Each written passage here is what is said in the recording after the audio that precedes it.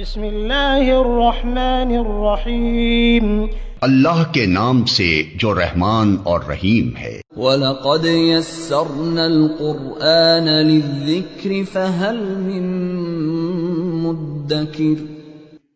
ہم نے اس قرآن کو نصیحت کے لیے آسان ذریعہ بنا دیا ہے، پھر کیا ہے کوئی نصیحت قبول کرنے والا؟ اعوذ باللہ من الشیطان الرجیم، بسم اللہ الرحمن الرحیم۔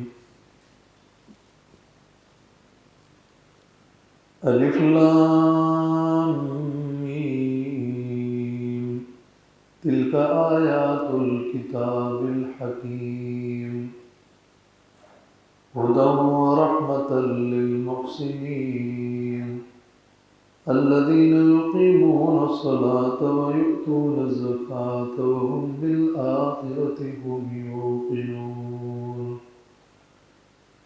أولئك على هدى من ربهم وأولئك هم المفلحون۔ سورۃ لقمان، اس سورت کے بنیادی مضامین میں حکمت کی طرف ترغیب دینا۔ اس صورت میں بتایا گیا ہے کہ اللہ تعالیٰ کی توحید حکمت ہے، اللہ کا شکر بجا لانا حکمت اور دانائی ہے، ایمان اور اعمال صالحہ، نماز، زکوٰۃ، احسان کرنا، یہ سب حکمت ہے۔ اور اس کے مقابلے میں کفر کرنا، شرک کرنا اور فضولیات میں شغل کرنا نادانی ہے، بے علمی اور جہالت ہے، بدعمالیاں اور فضول مباحثے اور مجادلے اور آباء و اجداد کی اندھی تقلید، یہ حکمت کے خلاف ہے۔ لہذا اللہ سے ڈرو اور دھوکے میں نہ آؤ۔ یہ پوری صورت کا اصل مضمون یہ ہے۔ اس سورت کی جو آیت نمبر 12 میں ہے کہ وَلَقَدْ آتَيْنَا لُقْمَانَ الْحِكْمَةَ أَنِ اشْكُرْ لِلَّهِ،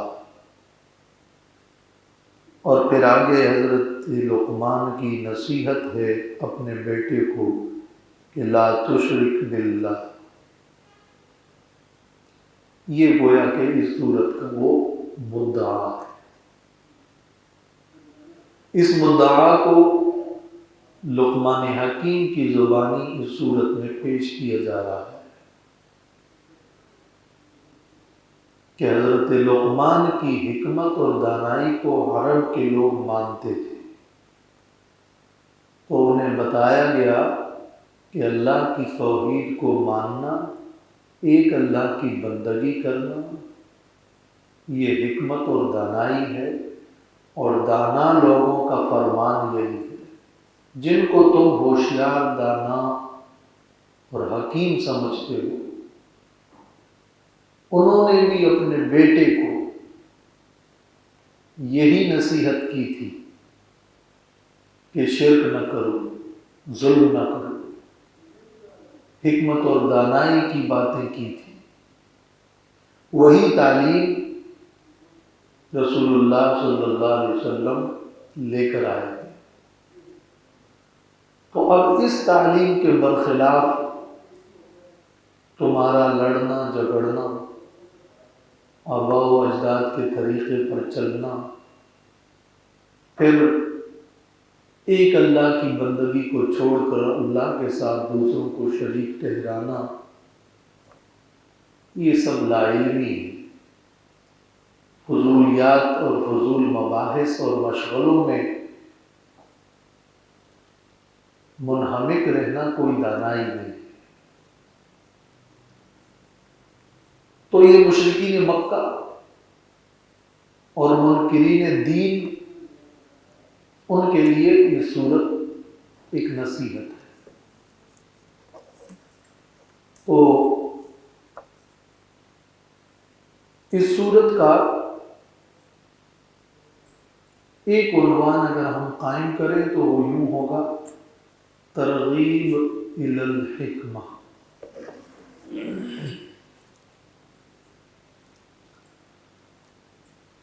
سورت میں آیت نمبر 1 سے آیت نمبر 11 تک سب سے پہلے تو کتاب حکیم قرآن مجید کی 4 صفات بیان کی گئی ہیں۔ یہ کتاب حکمت سے پر ہے، یہ ہدایت ہے، یہ رحمت ہے۔ پھر اس کتاب کے ماننے والے لوگوں کو دانا قرار دیا گیا ہے اور ان کی صفات بیان کی گئی ہے کہ احسان کرنے والے، نمازی، زکوٰۃ والے، آخرت کے طلبگار اور یقین رکھنے والے، یہ لوگ فلاح پانے والے۔ اس کے مقابلے میں کچھ لوگ وہ ہیں جو فضولیات میں مشغول ہیں، جو لوگوں کو گمراہ کرتے ہیں، جو لا علم ہے، تو وہ لوگ گمراہی میں ہیں اور ان کے لیے عذاب ہے۔ اور پھر وہی حکمت اور دانائی کے لیے فرمایا کہ آسمانوں کو جس ذات نے بغیر ستونوں کے پیدا فرمایا، تمہارے معبودوں نے کیا پیدا کیا ہے؟ کیا یہ دانائی ہے کہ جو خالق ہے اس کی تو عبادت نہ کی جائے اور اس کے ساتھ ان کو شریک کیا جائے جنہوں نے کچھ نہیں پیدا کیا؟ دکھاؤ تمہارے معبودوں نے کیا پیدا کیا ہے؟ دانائی کی بات کیا ہے؟ یہ آیت نمبر 11 تک تو یہ اس کا ایک مقدمہ ہے۔ آیت نمبر 12 سے لے کر آیت نمبر 19 تک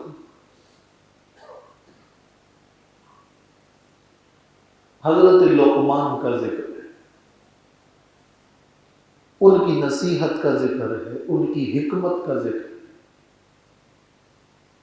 وہ دانا آدمی، اس نے نصیحت یہ کی تھی کہ جس نے تم پر انعام کیا ہے اس منعم کو چھوڑ کر غیر کو کی بندگی کرنا یہ درست طریقہ نہیں ہے۔ اور انہوں نے اپنے بیٹے کو اعتدال کی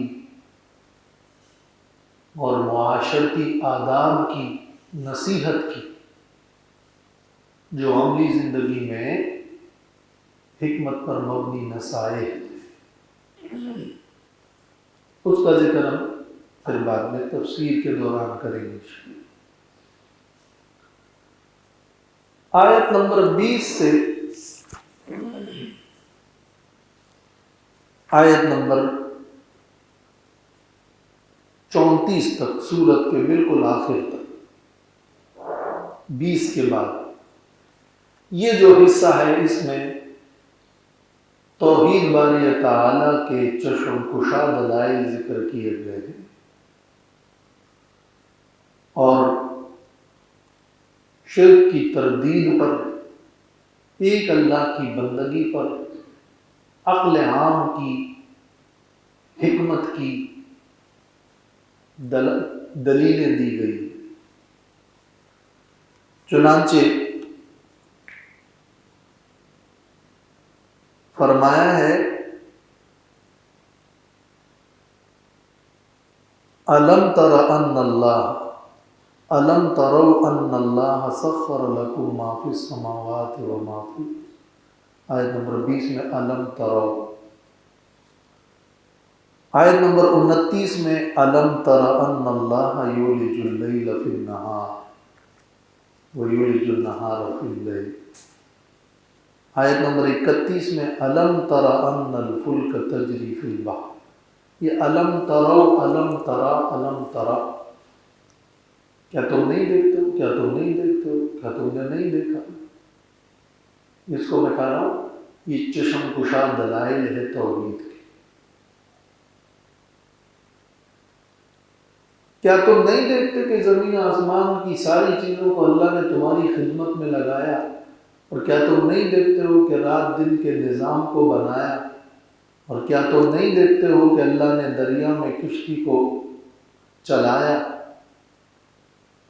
تو جو اللہ تمہارے لیے اتنی ساری نعمتیں عطا کرنے والا ہے، اس کو چھوڑ کر غیر کی بندگی کرنا کیا حکمت ہے؟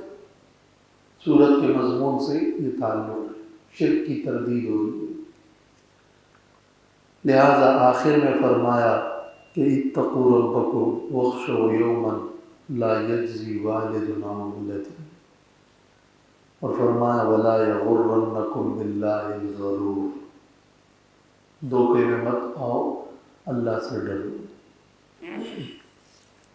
یہ تو اس سورت کا خلاصہ ہے۔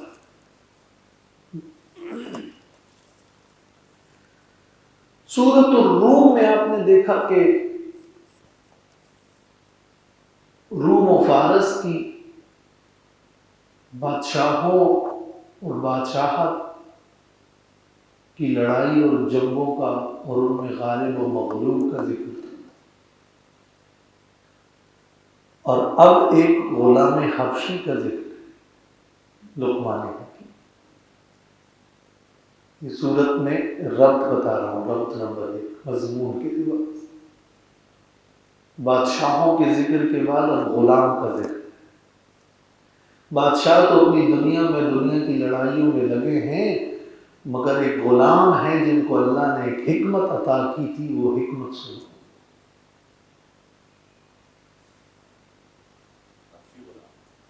جی وہ تفصیل انشاءاللہ اپنے مختصر۔ سورۃ الروم کے آخر میں اللہ تعالیٰ نے ان ظالموں کا ذکر کیا، فَيَوْمَئِذٍ لَا يَنْفَعُ الَّذِينَ ظَلَمُوا مَعْذِرَتُهُمْ، ان ظالموں کا ذکر کیا جو کیسے ظالم تھے، جو ایسے تھے کہ لا یعلمون، جو ایسے تھے کہ لا یوقنون۔ اللہ کے کلام اور آیات کے مقابلے میں ان ظالموں کا ذکر ہے کہ جو نہ علم رکھتے ہیں نہ یقین رکھتے ہیں۔ اور اس سورۃ لقمان کے شروع میں ان محسنین کا ذکر ہے جو کہ ہم یوقنون ہیں، یقین والے ہیں، لا یوقنون نہیں ہیں، ہم یوقنون ہیں۔ اور اولئک هم المفلحون، وہ ظالم نہیں ہیں، ان کا انجام اچھا ہے۔ ہر 2 صورتوں میں ربط کا ایک طریقہ یہی ہے کہ پہلی صورت کا آخر اور اگلی صورت کا اول، یہ ملا دو تو باقی کو آیات ترتیب وار مربوط جاری ہے۔ تو سورۃ روم کے آخر میں لا یوقنون کا ذکر ہے اور سورۃ لقمان کے شروع میں یوقنون والوں کا ذکر ہے۔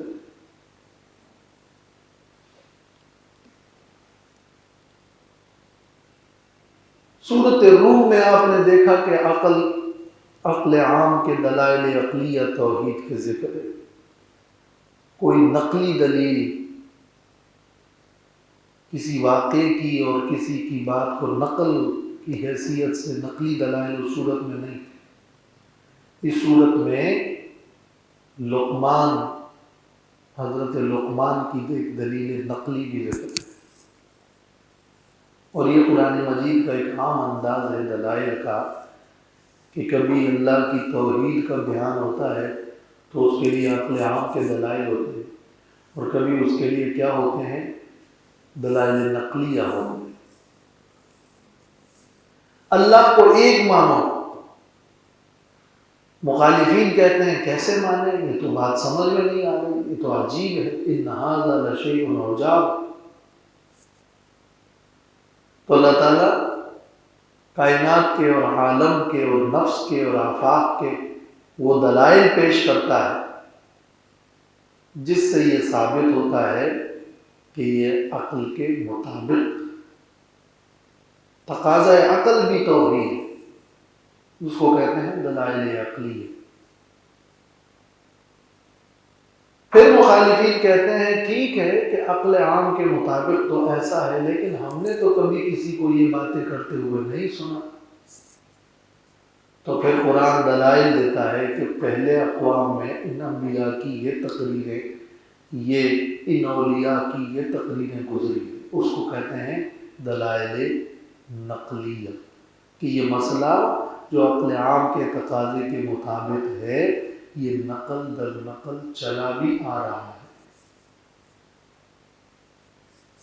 اس سے تیسرا منکرین پر کہتے ہیں ٹھیک ہے عقل عام کے مطابق بھی ہے، نقل در نقل چلا بھی آیا ہے، لیکن اب ہم چونکہ اس کو نہیں مان سکتے تو تم بھی اس مسئلے کو چھوڑ دو۔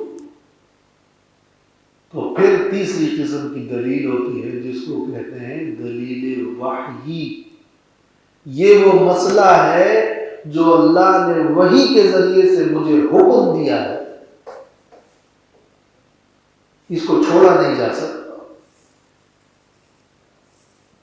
یہ تین قسم کے دلیل ہیں۔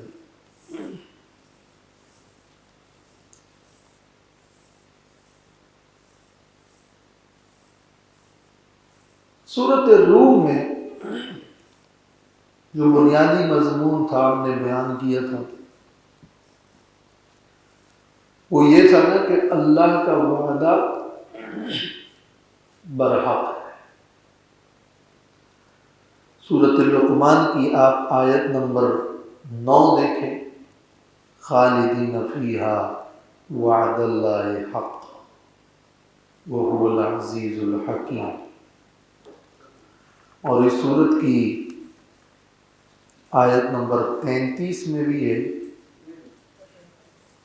کہ ان وعد اللہ حق فلا تغرنکم الحیات الدنیا۔ وعدہ الہی کی حقانیت کا اس سورت میں بھی ذکر ہوا ہے۔ یہ جو سلسلہ کلام شروع تھا سورۃ الروم سے بھی آپ پہلے جائیں تو کیا تھا؟ سورۃ العنکبوت، وہاں مجاہدہ کا ذکر تھا، محنت کرو، مجاہدہ کرو۔ تو اس محنت اور مجاہدے کے نتیجے میں سورہ روم میں فرمایا کہ اللہ کا وعدہ ہے کہ اللہ کی مدد ہوگی۔ اور اب سورۃ لقمان میں حضرت لقمان کی نصیحت میں امر بالمعروف اور نہی عن المنکر کے بعد صبر کی نصیحت ہے کہ وَاصْبِرْ عَلَىٰ مَا أَصَابَكَ إِنَّ ذَلِكَ مِنْ عَزْمِ الْأُمُورِ، آیت نمبر 17۔ تو پہلے مجاہدہ، پھر وعدہ نصرت، اور اب صبر۔ اور یہ صبر کا بیان جو ہے اس سے پہلے سورہ روم کے آخر میں بھی ہے کہ فَاصْبِرْ إِنَّ وَعْدَ اللَّهِ حَقٌّ۔ تو مضامین کا ایک گہرا ربط ہے سورۃ لقمان کا سورۃ الروم سے۔ بسم اللہ الرحمن الرحیم،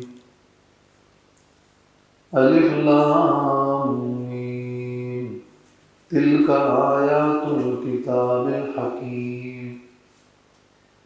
یہ آیتیں ہیں کتاب باحکمت کی، یہ اس کتاب کی آیتیں ہیں جو کتاب حکمت والی ہے۔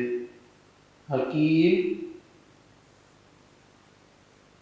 حکیم کے لفظ کے 3 معنی ہیں۔ ایک معنی اس کا ہے المحکم، یہ کتاب حکیم ہے یعنی محکم ہے۔ محکم کا کیا مطلب ہے؟ یعنی اس کتاب میں جو دلائل دیے گئے ہیں وہ دلائل مضبوط ہیں، اور اس کتاب میں جو دلائل اور مباحث ہے اس میں کوئی خلل نہیں ہے، کوئی نقصان اور تناقض اور ٹکراؤ بھی نہیں ہے۔ اور محکم کا یہ معنی ہے کہ اس کو منسوخ بھی نہیں کیا جا سکتا۔ تو کتاب حکیم ہے، اس کی باتیں ٹھوس ہے، مدلل ہے، خلل نہیں ہے، منسوخ نہیں ہو سکتی۔ حکیم کا دوسرا معنی کیا ہے؟ ذو الحکمہ، اس میں حکمت ہے اور اس کتاب کے مضامین حکمت پر مشتمل ہے، تو حکمت والی ہے۔ اور حکیم بمعنی حاکم، تیسرا معنی ہوگا کہ یہ حکم کرنے والی کتاب ہے، یہ محکوم کتاب نہیں ہے، حکیم اور حاکم کتاب ہے، حکم والی کتاب۔ تو یہ آیتیں ہیں کتاب کی جو محکم ہے، جو حکمت سے پر ہے، جو حکم کرنے والی ہے۔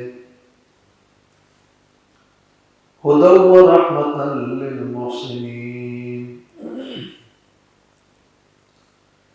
اس حال میں کہ یہ ہدایت اور رحمت ہے للمحسنین، احسان کرنے والوں کے لیے،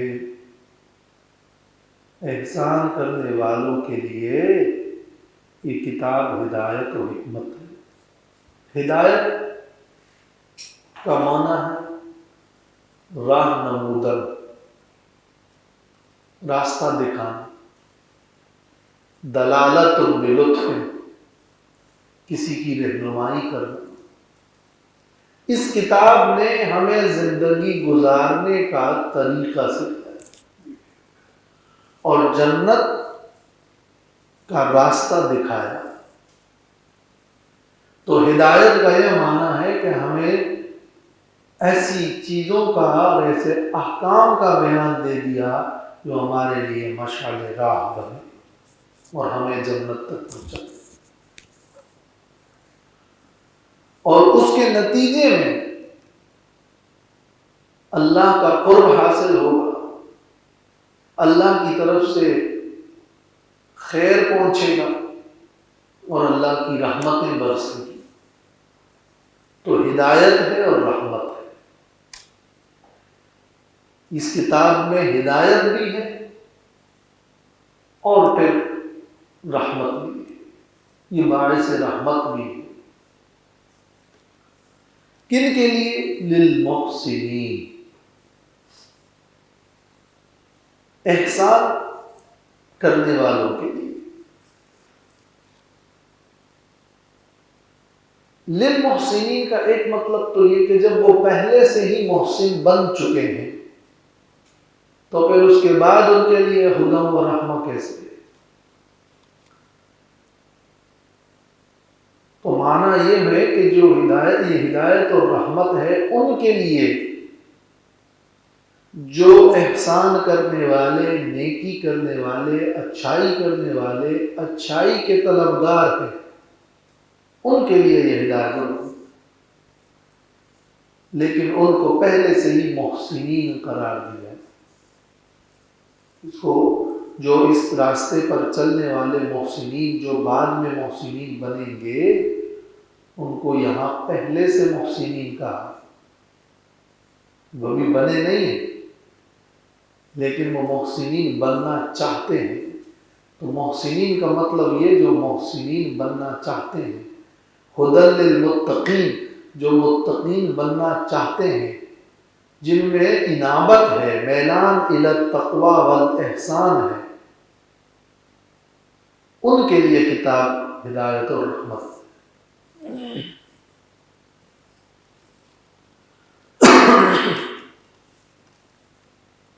اور یہ عربیت میں اس کا استعمال ہوتا ہے۔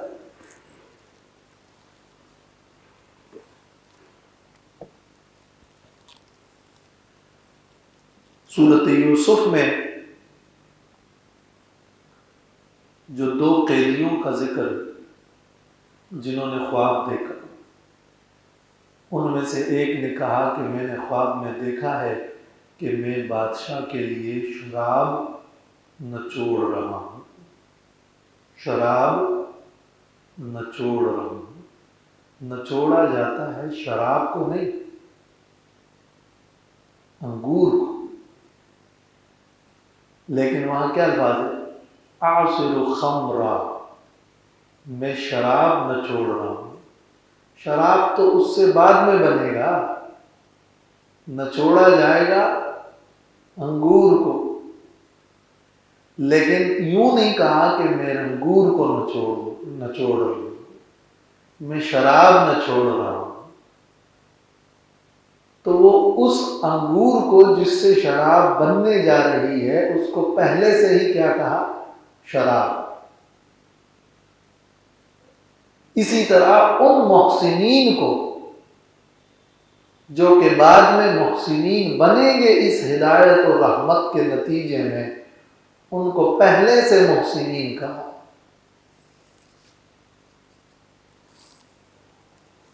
ہدی و رحمت للمحسنین۔ روٹی بنا لو، روٹی پکا لو، روٹی تو تب ہوگی جب بن جاتی ہے، بننے سے پہلے تو کسی نے نہیں کہا کہ آٹا بنا لو۔ بننے کے بعد جو چیز تیار ہوتی ہے اس کا ذکر پہلے ہو جاتا ہے۔ ایک مقتول قتل ہوا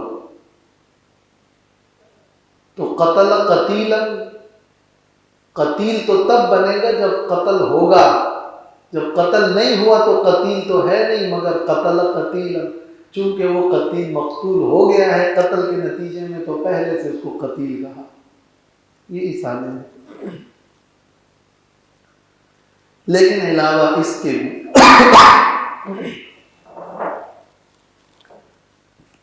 علاوہ اس کے بھی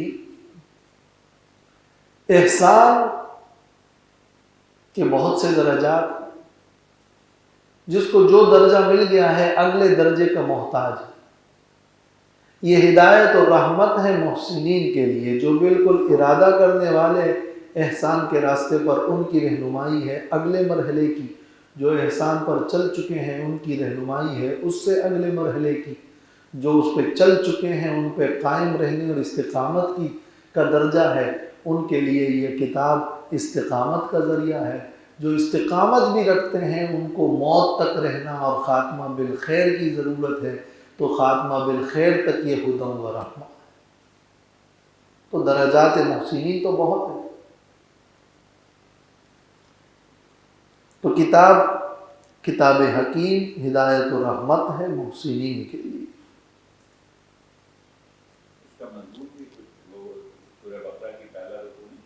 جی، ہدی للمتقین میں جو جوابات ہیں نا، وہ وہاں پہ دو ہدی للمتقین کے دو مطلب تھے، تو وہ مطلب میں نے یہاں بیان کر دیا، اور یہ سب صحیح ہے، لیکن انداز ہے کہ جو مفسر جس انداز میں اس کو بیان کرتا ہے۔ ایک تیسرا مطلب، یعنی اس للمحسنین کے جو محسنین کے لیے ہدایت و رحمت، وہ یہ کہ مستفید ہونے والے اس سے محسنین، ہدایت و رحمت تو سب کے لیے، اس لیے کہ خود قرآن میں اللہ نے فرمایا ہے کہ ہدی للناس، یہ قرآن، یہ کتاب حکیم تو سب لوگوں کے لیے ہدایت، ھذا بیان للناس، لیکن مستفید کون ہو رہے ہیں؟ محسن۔ اس کی مثال یہ ہے کہ جیسے ایک زمین پر بارش نازل ہو رہی ہو، تو بارش تو پوری زمین پر ایک طرح نازل ہو رہی ہے، لیکن بعض زمینیں جو کہ صلاحیت رکھتی ہے اس میں پیداوار ہوتی ہے، یا پیداوار اچھی ہوتی ہے اور وہ سرسبز و شاداب ہو جاتی ہے، اور کچھ زمینوں کو کوئی فائدہ نہیں ہوتا، اور بارش تو ایک طرح برسی ہے۔ قرآن مجید کتاب ہدایت ہے، رہنمائی ہے، اور للناس سب کے لیے یہ بارش ہدایت اور رحمت کی تو سب پر ہو رہی ہے، لیکن اس سے مستفید ہونے والے متقین اور محسنین ہیں، جن میں صلاحیت ہو پیداوار کی، جن کے دلوں کے برتن سیدھے پڑے ہوں گے اس میں یہ پانی جائے گا، ورنہ تو الٹے برتنوں کو کوئی گیلا پن بھی نہیں پہنچے گا۔ تو ہدی و رحمت للمحسنین، یہ سارا مفہوم جو ہے، یہ تینوں مفاہیم یہ ہدی للمتقین میں بھی آپ کے مد نظر ہوں گے، تو پھر کوئی سوال نہیں ہے کہ ہدایت ہے متقین کی۔ یعنی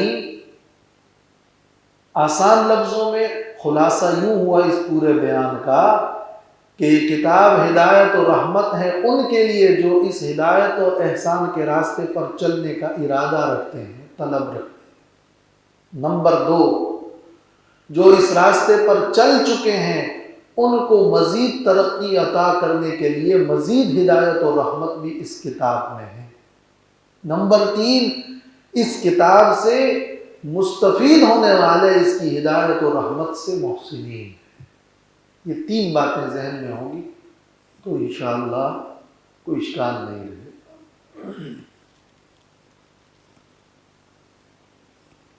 الذین یقیمون الصلاة ویؤتون الزکاة وهم بالآخرة هم یوقنون، وہ لوگ ہیں یہ محسنین، یہ محسنین سے بدل ہے یا ان کی صفت ہے، ان کی تعریف ہو رہی ہے، اس کو کہتے ہیں صفت کاشفہ یا صفت مادحہ۔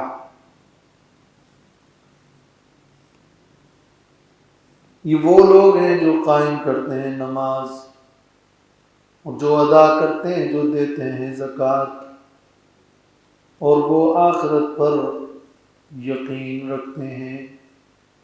3 باتیں، نماز قائم کرنا، زکوٰۃ دینا اور آخرت پر یقین۔ ان 3 کا یہ مطلب نہیں ہے کہ بس یہ 3 ہی باتیں ہیں، بلکہ یہ چونکہ بڑی بڑی موٹی موٹی باتیں ہیں، اس لیے ان 3 کا بطور خاص ذکر کیا گیا۔ اور یہ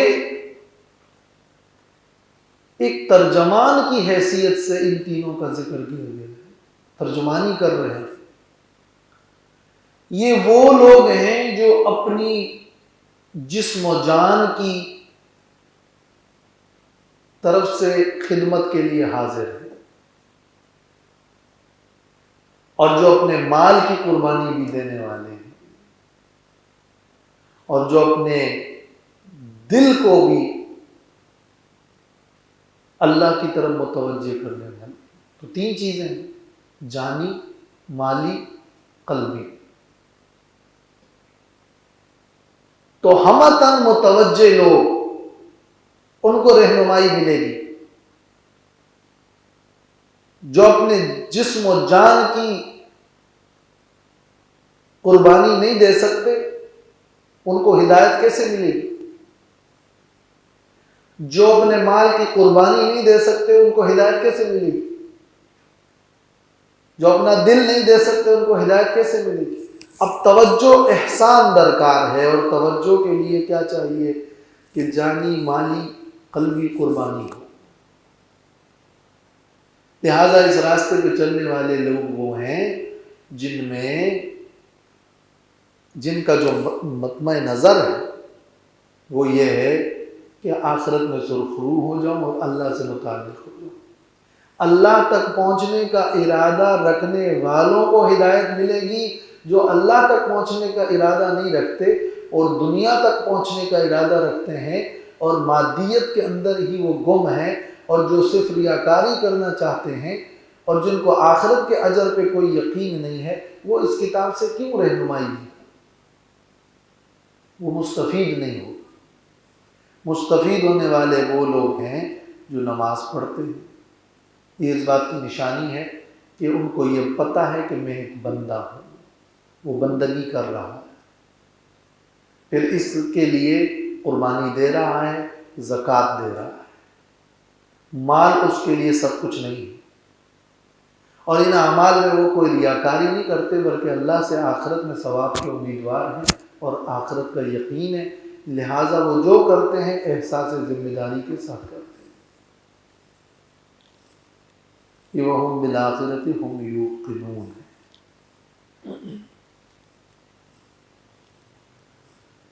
أُولَٰئِكَ عَلَىٰ هُدًى مِّن رَّبِّهِمْ وَأُولَٰئِكَ هُمُ الْمُفْلِحُونَ۔ تو یہ وہ لوگ ہیں جو ہدایت پر ہیں ان کے رب کی طرف سے، اور یہی لوگ ہیں جو کامیاب ہیں۔ یہ بڑی تاکیدات ہے اس جملے میں، اولئک یہ لوگ۔ یہ جو اولئک کا لفظ ہے یہ وہاں استعمال ہوتا ہے نا جہاں کسی کی طرف اشارہ کیا جائے کہ وہ بما اپنی صفات کے۔ اولئک کا اشارہ ہوتا ہے موصوف پلس صفات دونوں کی طرف، تو اولئک کا مطلب یہ ہوا کہ یہ لوگ جو ان صفات سے موصوف ہیں، یعنی ان صفات والے، اولئک کا یہ مطلب صرف ان کی ذات کا مسئلہ نہیں ہے، اولئک ان صفات والے لوگ علی ھدی ہدایت پر ہے۔ اعلیٰ جو ہے وہ تمکن کے لیے استعمال ہوتا ہے، یعنی گویا کہ وہ ہدایت پر خوب ڈٹے ہوئے ہیں۔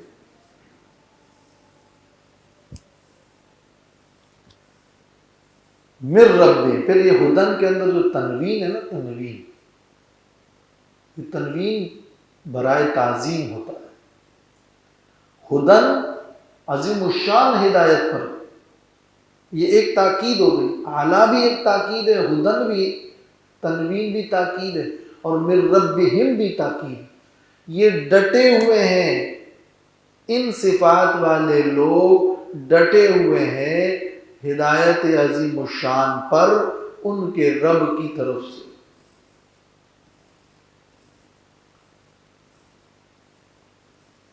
اس لیے ہمارے قرآن مجید کی تفسیر کے ایک استاد حضرت مولانا عنایت الرحمن نور اللہ مرقدہ، وہ اولئک علی ھدی من ربہم کے اعلیٰ اور تنوین اور اولئک کے استعمال، ان کو مد نظر رکھ کر وہ ترجمہ کرتے تھے اولئک یہ موصوف بالصفات اعلیٰ مضبوط ہے، ہدن ہدایت محتم بالشان پر۔ تو وہ اس کے جو مفاہیم ہیں ان کو یوں بیان کرتے تھے کہ اعلیٰ تو تمکن کے لیے ہوتا ہے، اولئک یہ موصوف بالصفات اعلیٰ مضبوط اور متمکن ہے، ہدن ہدایت محتم بالشان پر، وہ اولئک هم المفلحون، اور یہی لوگ کامیاب ہیں۔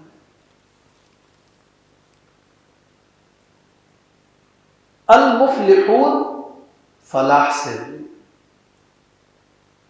عربی میں یہ فلاح کا لفظ بڑا جامع ہے۔ تاج العروس میں علامہ زبیدی نے لکھا ہے کہ لیس فی کلام العرب کلہ اجمع من لفظۃ الفلاح لخیری الدنیا والآخرہ۔ پورے کلام عرب میں خیر و شر کو جمع کرنے والا فلاح سے بڑھ کر کوئی لفظ نہیں، اتنا بڑا لفظ۔ تو اس کا مطلب یہ کہ یہی لوگ پورے کامیاب ہیں، کامل کامیاب۔ یوں سمجھ لیں کہ لفظ فلاح جو ہے نا، اس کا مصداق دنیا میں ممکن ہی نہیں ہے۔ کیوں؟ فلاح وہ ہے جس کے ساتھ ذرہ بر تکلیف، غم، مصیبت، پریشانی نہ ہو، اور دری دنیا کسے بے غم نہ باشد، وگر باشد بنی آدم نہ باشد۔ لہذا فلاح آخرت ہے۔ اب یہی لوگ کامیاب ہیں کا مطلب صرف یہ نہیں ہے کہ وہ ایک مادی اعتبار سے بس ان کو اب سب چیزیں مل جائیں گی، بلکہ حقیقی معنوں میں جس کو فلاح اور کامیابی اور خیر سمیٹنا کہتے ہیں وہ ان لوگوں کو حاصل ہو، اور وہ یہی ہے کہ وہ جہنم سے نجات پا لے، سرے سے جہنم میں داخل ہی نہ ہو۔ ایک سوال ہے نا کہ یہی لوگ کامیاب ہیں، صرف یہی لوگ کامیاب ہیں، اس کا مطلب یہ ہوا کہ جو نماز نہیں پڑھتا باقی سب کچھ کرتا ہے تو وہ تو بس ہمیشہ جہنم ہی ہو گیا۔ کیوں؟ اس لیے کہ اللہ نے فرمایا کہ بالکل صرف یہی لوگ کامیاب ہیں، اور یہی تب ہوں گے جب یہ ساری صفات ہوں گی، اور جب ایک عمل بھی نہیں ہوگا تو پھر وہ کامیاب نہیں۔ تو عمل کے نہ ہونے سے وہ ہمیشہ کے لیے جہنمی ہو جائے گا؟ نہیں، مطلب یہ ہے کہ یہی لوگ کامل کامیاب ہیں، وہ لوگ جو شروع سے اولی طور پر ہی جنت میں داخل ہونے والے ہیں اور پورے اور کامل کامیاب ہیں، وہ یہ لوگ ہیں۔ باقی کا اگر کوئی کوتاہی ہوگی تو اسی حساب سے اس کو جزا ملے گی اصولی طور پر۔ اولئک هم المفلحون۔ وآخر دعوانا